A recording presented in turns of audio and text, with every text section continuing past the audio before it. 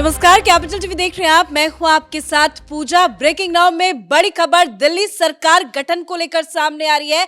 बताया जा रहा है कि 19 फरवरी को बीजेपी विधायक दल की बैठक होगी और इसी बैठक में दिल्ली का अगला मुख्यमंत्री कौन होगा उसकी घोषणा कर दी जाएगी। साथ ही शपथ ग्रहण की तारीख भी सामने आ चुकी है। 20 फरवरी को दिल्ली के नए मुख्यमंत्री का शपथ ग्रहण होगा शाम 4:30 बजे रामलीला मैदान में। तो शपथ से जुड़ी तमाम बड़ी अपडेट आपको बताएंगे। मेरे साथ जुड़े हुए हैं कैपिटल टीवी के editor in chief doctor Manish Kumar. तारीख सामने आ गई, समय भी सामने आ गया, लेकिन आज बीजेपी विधायक दल की बैठक होनी थी। आज इस बैठक को क्यों टाला गया? देखिए, बहुत सारी चीजें हो रही है, बहुत सारे माने खराब खबरें आ गई। और सबसे बड़ी चीज, प्रधानमंत्री मोदी, उनके सामने लक्ष्य ये नहीं है और प्रायोरिटी भी ये नहीं है कि सरकार बना लिया जाए, उसमें समय ना दिया जाए। प्रायोरिटी उनकी ये है कि 100 दिन में क्या क्या काम होगा। और अनटिल अनलेस, जब तक प्रधानमंत्री के पास वो सारी चीजें कि भाई ये सरकार करेगी क्या, कैसे करेगी और क्या क्या करेगी, वो जब तक क्लियर नहीं होता, प्रधानमंत्री मोदी पहले ही कह चुके हैं कि भाई काम के नाम पे हम आए हैं, तो कौन मंत्री बनेगा, कौन मुख्यमंत्री बनेगा, कौन डिप्टी सीएम बनेगा, ये इमैटेरियल है, इररिलेवेंट है। और इसलिए कोई जरूरत नहीं है कि कोई बड़ा नाम है ना, कोई बहुत बड़ा जो है चेहरा, वो चेहरे वेहरे की आवश्यकता नहीं है।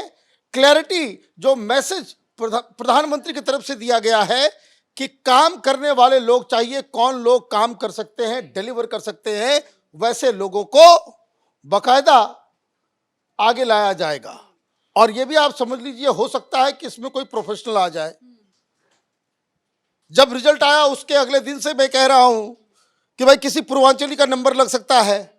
तो जो अब खबर आ रही है कि कोई पूर्वांचली को तय किया जा रहा है, तो वो बात भी अब सामने आ जाएगी। लेकिन जो कुछ भी होना है ये कल तय हो जाएगा और 20 तारीख को 4:30 बजे दिल्ली को एक वर्किंग मुख्यमंत्री, काम करने वाला, भाषण देने वाला नहीं, झूठ बोलने वाला नहीं। और आप देखिए कि बहुत सारी चीजों में ऑलरेडी काम शुरू हो चुका है। काम तो शुरू हो गया, काम पे चर्चा करेंगे, लेकिन सीएम के नाम के ऐलान में देरी हुई, शपथ ग्रहण को लेकर देरी हुई, तो इसका फायदा आम आदमी पार्टी उठा रही है। आज आतिशी मार्लेना सामने आई, उन्होंने लंबा चौड़ा प्रेस कॉन्फ्रेंस किया और वो कह रही है कि पीएम मोदी को अपने जीते हुए 48 विधायक में से किसी पे भी भरोसा नहीं है। 10 दिन हो गए, अभी तक नाम का ऐलान नहीं हुआ है, कुछ तो गड़बड़ चल रहा है। कई तरह के आरोप भी आतिशी मार्लेना ने लगाए। आतिशी मार्लेना एक केजरीवाल के द्वारा प्रॉप अप की हुई लीडर है ना। कुछ वोटों से जीत गई, थोड़ा सा उनको जो है पेशेंस रखने की आवश्यकता है। लेकिन इस तरह के ड्रामेबाज लोगों को मैंने जीवन में पहली बार देखा, इस तरह के फ्रॉड्स को हमने पहली बार देखा। अभी भी आतिशी मार्लेना दिल्ली की कार्यकारी मुख्यमंत्री है, अभी भी वो मुख्यमंत्री है।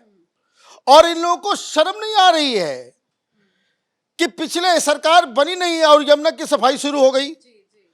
इनको शर्म नहीं इस बात की आ रही है कि सरकार अभी बनी नहीं है। बहुत सारे इलाकों से अब खबर आने लग गई है, जो हम लोग वीडियो बना रहे हैं, दिल्ली के लोग बाकायदा कमेंट करके, फोन करके बता रहे हैं कि पिछले 2 दिन में पानी का जो क्वालिटी है, जहां गंदा पानी आता था वहां पानी साफ आने लगा। भाई जादू हो रहा है क्या?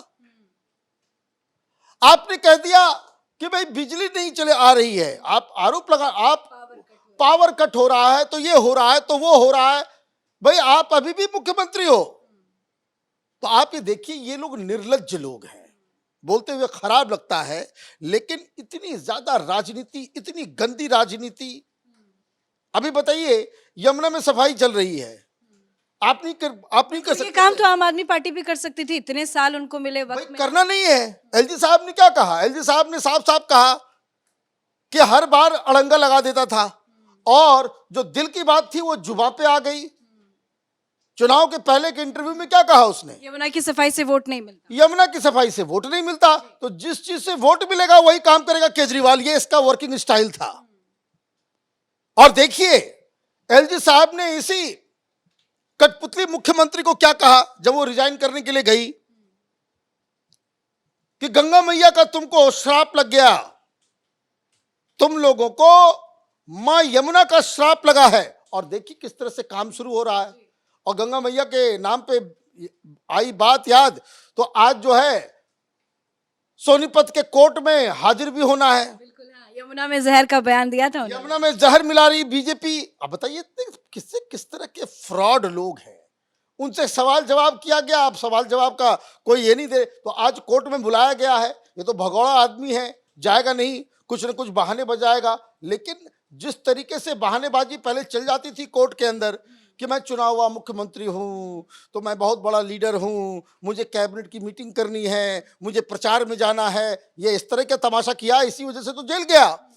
अब इस तरह का बहाना वो नहीं बना सकता लेकिन है। कोर्ट में जिस तरह से सुनवाई हो रही है और कई थानों में भी शिकायत दर्ज की गई है, तारीख भी बहुत जल्दी जल्दी मिल रही है, क्या ये पूरा मामला कि यमुना के पानी में जहर मिलाया गया, हरियाणा सरकार भी सख्त है, कोर्ट में लगातार डेट्स भी आ रहे हैं, तो क्या ये मुसीबत केजरीवाल की दोगुनी करेगा? देखिए, आपने आरोप लगाया है सरकार के ऊपर, आपने आरोप लगाया, ये कहा कि भाई कि हरियाणा की सरकार यमुना में जहर मिला रही है। तो आपको तो सरकार का फिर तो जवाब देना पड़ेगा, फिर आपको सबूत देना पड़ेगा कि कहां पे जहर मिलाया जा रहा है, कितना जहर मिलाया जा रहा है, वो जहर क्या है, वो जहर की खरीदारी कहां से हुई। ये तो इन्वेस्टिगेशन का पार्ट है ना। क्या आपको जो मन आएगा आए बाएं साएं बोल करके आप निकल लोगे? आपने हिंदुस्तान की राजनीति को क्या कर दिया है कि झूठ बोलो और उसके बाद निकल लो वहां से, स्पिट एंड रन। ये तो चलेगा नहीं। और इसलिए जो कार्रवाई और जो कड़ाई जो हो रही है वो लाजमी भी है और होना भी चाहिए।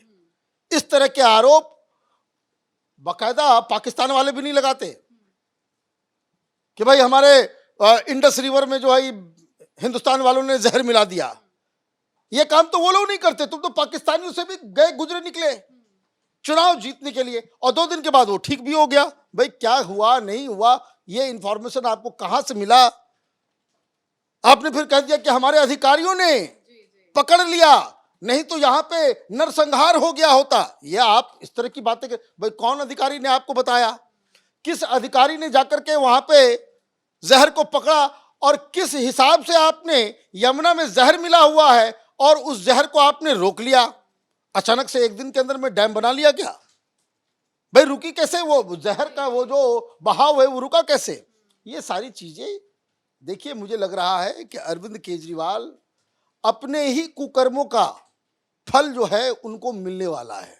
ये जो झूठ अफवाह, लोगों को टोपी पहनाना और सारी चीजें करना, लोगों को बकायदा गलत तरीके से अफवाहों के जरिए अपनी तरफ आकर्षित करने का इसकी जो राजनीति रही है वो बकायदा इनके खिलाफ जा रहा है। अभी देखिए कि कितने सारे केसेस जो हैं ये 100 दिन के एजेंडे में भी है।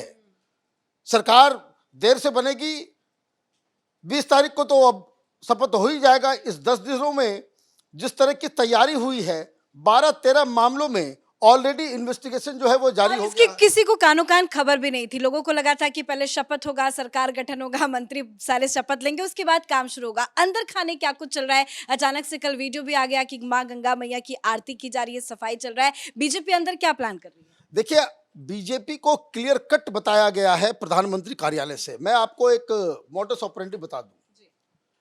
प्रधानमंत्री कार्यालय में दिल्ली के लिए एक स्पेशल डेस्क बन गया है।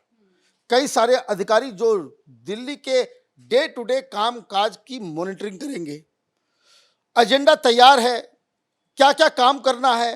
काम में आपको मैं बता दूं, खबर आ गई कि ये जितने भी मोहल्ला क्लिनिक हैं जो डिफंक्ट पड़े हुए हैं उसको किस तरीके से बेहतर करना है, किस तरीके से वहाँ पे सहूलियत देनी है, किस तरीके से वहाँ पे लोगों का इलाज होना है, उसका एक प्लान बना हुआ है।